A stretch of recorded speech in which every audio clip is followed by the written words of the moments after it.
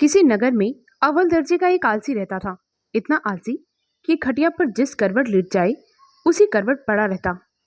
करवट बदलने में भी उसे बड़ी परेशानी लगती थी। बेचारी पत्नी उसे कह कह कर थक चुकी थी।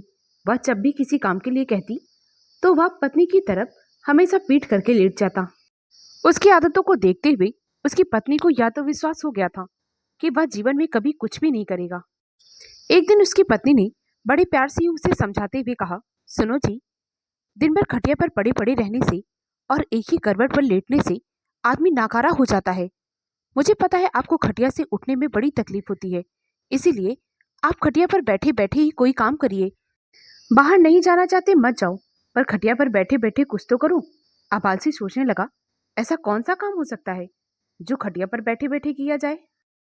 कुछ देर तक तो वह सोचता रहा, फिर एकदम से उछलते हुए अपनी पत्नी से बोला, अरे सुनती हो, मैंने काम ढूंढ लिया है जो मैं खटिया पर बैठे बैठे कर सकता हूँ। अब तुम्हें चिंता करने की कोई जरूरत नहीं है, अब मैं भी काम करूंगा। पत्नी प्रसन्न हुई। वह मन ही मन सोचने लगी, चलो अब घर का कोई ना कोई काम तो होगा। वह जल्दी से अंदर गई और टोकरी में सब्जी रखकर चाकू रखकर ले आई और कहने लगी, लो ये बैठे बैठे सब्जी काट डालना। इतना कहकर उस आलसी की पत्नी घर के अंदर चली गई और उस आलसी ने अपनी पत्नी की बातों पर ध्यान ही नहीं दिया।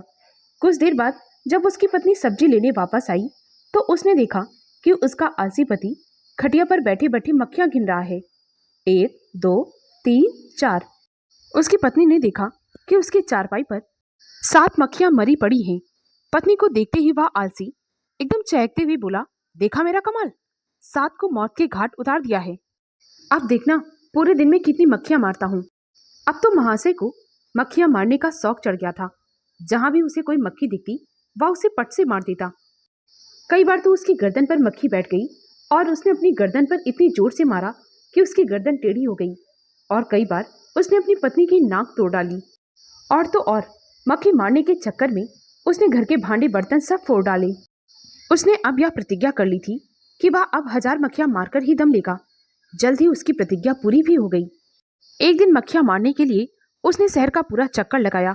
अपने कंधे पर एक मोटा डंडा रखे हुए वह खुशी से उछलता हुआ अपनी बहादुरी का बखान करता हुआ जा रहा था। वह बार बार यही कह रहा था, आज हजारों को मौत के घाट उतार कर आया हूँ, आज 1000 को मौत के घाट उतार कर आया हूँ। जब लोगों ने उसकी यह बात सुनी तो वे बड़े भयभीत हुए। पूरे शहर में यह बात हवा की तरह फैल गई और तो और लोगों ने उसका नाम 1000 मारी रख दिया। अब तो आलसी महोदय जिस सड़क या गली से गुजरते उसे देखने के लिए लोगों की भीड़ उमड़ पड़ती। लोग आपस में यही कहते, हमें उसको देखना चाहिए जिसने एक साथ हजारों को मार गिराया है, हमें 1000 मारी को देखना चाहिए। धीरे धीरे 1000 मारी पूरे राज्य में प्रसिद्ध हो गया। उसी समय राजा के राज्य पर दूसरे राजा ने आक्रमण कर दिया। राजा के पास उस समय कोई भी सेनापति नहीं था। राजा को तत्काल एक सेनापति की आवश्यकता थी। उसने अपने सैनिकों को आदेश दिया कि पूरे राज्य में भ्रमण करो और जो भी आदमी तुम्हें सेनापति के योग्य दिखे उसे तुरंत ही राज दरबार में लेकर आओ। राजा का आदेश पाकर उसके सैनिक सेनापति की तलाश में इधर से उधर पूरे शहर में पूरे राज्य में भ्रमण करने लगे। उसी समय चारों ओर 1000 मारी का नाम गूंज रहा था। जब सैनिकों ने उसकी बहादुरी के बारे में सुना तो वो तुरंत ही 1000 मारी के घर जा पहुंचे। जब उस आलसी ने राजा के सैनिकों को अपने घर में देखा तो वह डर गया और घर के एक कोने में जहां पर अंधेरा था वहां पर दुबक कर बैठ गया। जब उस आलसी की पत्नी ने सैनिकों से बात की तो यह पता चला कि राजा को 1000 मारी जैसे बहादुर की सख्त जरूरत है। सैनिकों ने उसकी पत्नी से कहा, तुम अपने पति को जल्द से जल्द हमारे साथ राजा के पास भेज दो।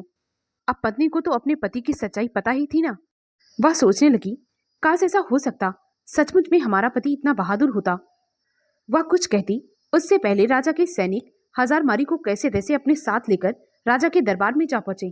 राजा ने जब अपने सामने एक हट्टे कट्टे नौजवान को खड़ा देखा तो वह प्रसन्न हुए और बोले, तुम्हारा ही नाम 1000 मारी है? 1000 मारी ने कहा, जी महाराज, मुझे ही 1000 मारी कहते हैं। राजा ने कहा, हमने तुम्हारी बहादुरी के चर्चे सुने हैं। अब हम चाहते हैं कि युद्ध में शत्रु के विरुद्ध तुम हमारी सेना के सेनापति बनकर उसका संचालन करो। अब तो वह कांपने लगा, परंतु राजा के सामने कुछ न कह सका। कांपते हुए उसने राजा की हाँ में हाँ मिला दी और घोड़े पर सवार होकर पत्नी को इस बात की सूचना देने के लिए अपने घर जा पहुंचा। उसने अपनी पत्नी को सारी बात बताई। पत्नी यह सुनकर बहुत प्रसन्न हुई कि वह सेनापति बन गया है, परंतु मन ही मन सोचने लगी, अगर युद्ध में यह आलसी अपने घोड़े से उतरकर भाग आया तो राजा तो इसकी जान ले लेंगे। इसीलिए उसने एक रस्सी उठाई और हजारमारी को घोड़े से मजबूती से बांधने लगी। इस पर हजारमारी ने कहा, अरे यह तुम क्या कर रही हो? उसकी पत्नी ने कहा, मैं तुम्हें घोड़े से इसलिए बांध रही हूँ ताकि युद्ध के समय तुम उतावले होकर घोड़े से नीचे उतरकर पैदल ही युद्ध ना करने लगो। जब हजारमारी राजा के दरबार में पहुंचा तो लोगों ने उसे घोड़े से बंधा पाया तो उनके अंदर का उत्साह और बढ़ गया। जिसने घोड़े से ना उतरने की कसम खा ली हो। सेना युद्ध के लिए तैयार थी। राजा की आज्ञा पाते ही हजारमारी के नेतृत्व में वे युद्ध भूमि की ओर चल पड़े। शत्रु की सेना को जब यह पता चला कि फौज के साथ हजारमारी मुकाबला करने आ रहा है तो उसके योद्धाओं का मनोबल गिरने लगा, क्योंकि उन सब ने यह सुना था कि हजारमारी एक साथ एक बार में हजारों को अकेला मार देता है। हजारमारी का नाम सुनते ही बड़े बड़े योद्धाओं के होश उड़ने लगे। उन सबको साक्षात अपनी मौत सामने नजर आने लगी। इधर हजारमारी की सेना का उत्साह आसमान को छू रहा था। मैदान में पहुंचते ही वे शत्रु सेना पर टूट पड़ी। दोनों सेनाओं को आपस में यूं लड़ते देख हजारमारी तो डर गया। वह घोड़े के साथ एक जंगल में जाकर छिप गया और वहां से युद्ध का नजारा देख रहा था। हजारमारी की सेना ने शत्रु की सेना को दम न लेने दिया। वह शत्रु का मुकाबला करती करती उसे खदेड़ ले गई और उन्हें अपने राज्य से बाहर निकाल दिया। शत्रु पर विजय पाने के बाद हजारमारी की सेना अपने सेनापति का नाम जय जयकार करते हुए जब सेना वापस जाने लगी तो हजारमारी चुपके से आकर सेना के बीच हो लिया। पूरे नगर में विजय का उत्सव मनाया गया। हजारमारी की वीरता पर राजा प्रसन्न होकर बोले, मेरे बहादुर योद्धा, मुझे तुम पर गर्व है। तुम्हारी अद्वितीय वीरता के कारण हमें विजय प्राप्त हुई है। तुम्हारी इस विजय के लिए हम तुम्हें 1000 सोने की मुद्राएं उपहार स्वरूप देते हैं और साथ ही प्रधान सेनापति चुनते हैं। यह सुनकर हजारमारी मन ही मन बहुत प्रसन्न हुआ और साथ ही उसने अपने भाग्य और अपनी पत्नी को धन्यवाद दिया। दोस्तों, अगर यह कहानी आपको अच्छी लगी हो तो प्लीज़ मेरे वीडियो को लाइक और शेयर करें। मुझे ज़्यादा से ज़्यादा सपोर्ट करें ताकि मैं आप लोगों के लिए और भी अच्छी अच्छी कहानियाँ ला सकूं। कहानी को पूरा सुनने के लिए बहुत बहुत धन्यवाद।